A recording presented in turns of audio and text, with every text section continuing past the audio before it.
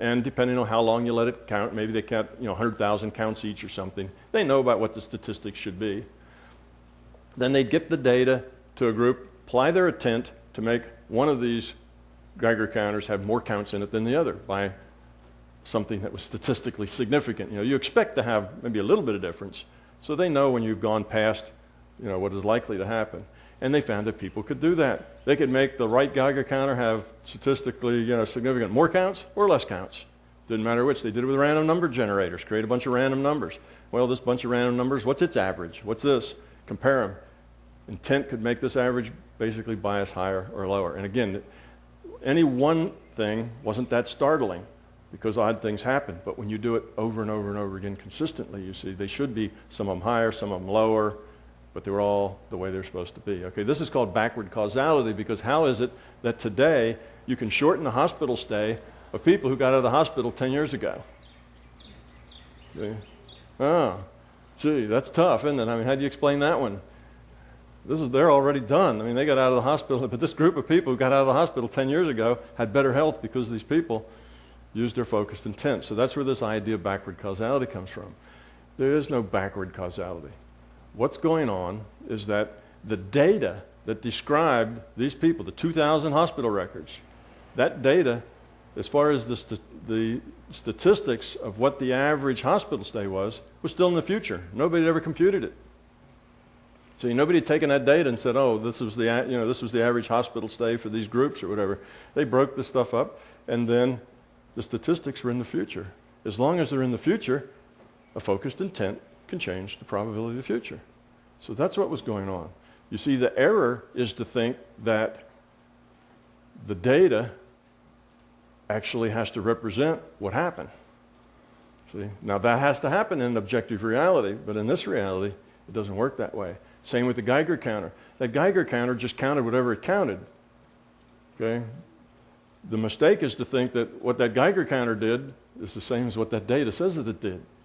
The data is still in the future. As long as the data is in the future, it can be modified with an intent. See? So now we've explained a whole set of experiments that just have been driving scientists nuts for about 20 years. Pear Labs, Princeton Labs, has this little robot. And this robot will make a random motion. You can pull this up on the web. It'll make a random motion, front, back, left, right. So if you put it in the middle of a round table like they do and you turn it on, it just kind of wanders around in the middle of the table and never really gets anywhere because it's all random, so it gets as many one way as the other way, so it doesn't go anywhere. Then they have somebody with a focused intent try to bias it and make it walk off the table. And they get graduate students and they get undergraduate students to sit there and learn how to do this. And then it doesn't take very long. That little robot, as you can watch it in the pictures, it just kind of wanders around and plump, falls off the edge of the table. But if they don't have the graduate student doing that, that robot can sit and wander around outside that table for days and weeks and never get more than a foot from the center. Okay, now how does that happen? Well, again, the random number that's going to be drawn is in the future. Your intent can change the probability of the future, and it can change that probably just a little bit. So you change it a little bit, and then you change it a little bit more, and change it a little bit more, and they add. Okay, so let's look at some more ideas here, and then we'll go into a couple of other examples. So let's go back to the hospital patients. You get the 20,000 hospital patients. So let's start all that over again. We got another 20,000 hospital patients of old data. Now, this is an experiment that they did do, and you can tell me how you think it comes out. They did the statistics on it. They broke it randomly into these 20 groups and then into the 2 groups of 500 for all of them. So you have 40 groups, and they measured the average length of hospital stay for all of them. And then they gave it to this group of rabbis and other people and said, change them. Now, the people doing the changing, using their intent, they had no idea that the statistics had been done on this. They just said, let's replicate the experiment. Do it with these numbers. They couldn't do it. It was impossible. They couldn't change any of them. It all came out random. There was many biased one way as the other. Had no effect whatsoever. Why? The data was already here. Remember, once the particle gets measured and it comes into this reality, it just has to stay a particle. Well, once the data is measured, it's in here. You have a consistency of history, right? Then you can't change it. So that verified that that's what was going on. Now, here's another experiment that wasn't done, but would be interesting to do. You could, let's start over with another 20,000, break them into our groups, and instead of analyzing the average hospital stay of each group of 500, you just look at the average hospital stay of the group of 1,000, and then break them randomly into 500, right? Now, let the rabbis pray for one group of 500, and what do you think? Could they do it? Could they change it? Sure, but look at what you've done. You've created a symmetric condition because you know that the total group of 1,000 has to have a certain value because you've measured that. That's fixed. As much as you decrease the hospital stay on this group, you have to increase the hospital stay on the other group because that's the only way that the sum will still equal the number for the whole group of 1,000. Now that research hadn't been done, but if it does, it will verify, I'm confident it will verify that effect. You do it with the Geiger counter or the random numbers or however. Okay. Another thing, data can come into this reality and go out of this reality. So let's start over and get another 20,000 hospital patients. We're really working this one to death, but let's do that. And let's say that the guys did do all the statistics of each group of 500. They broke it into these groups. They had all the groups of 500 broken down, and they had all the data. Okay, this would make it impossible, right, for the rabbis to do anything with it. But then let's say that night, the building burned down and all that data burned up.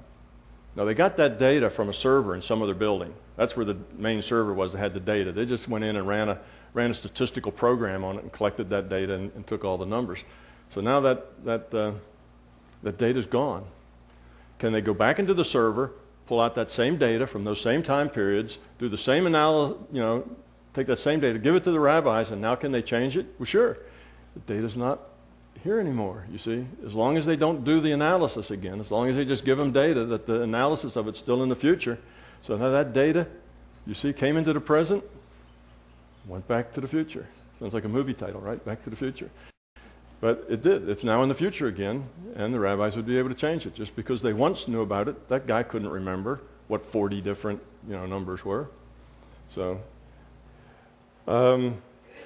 you've maybe, if you're interested in this sort of thing, have been on YouTube and you've watched Dr. Bill Tiller. He's a physicist, and one of the experiments that he's done in conscious intent is he has a person who's good at focusing his intent, and he draws a beaker of tap water out of the spigot, and he measures its pH.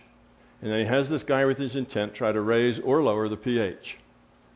And then he measures it, and then they raise it or lower it, and he measures it, and so on. And he does this.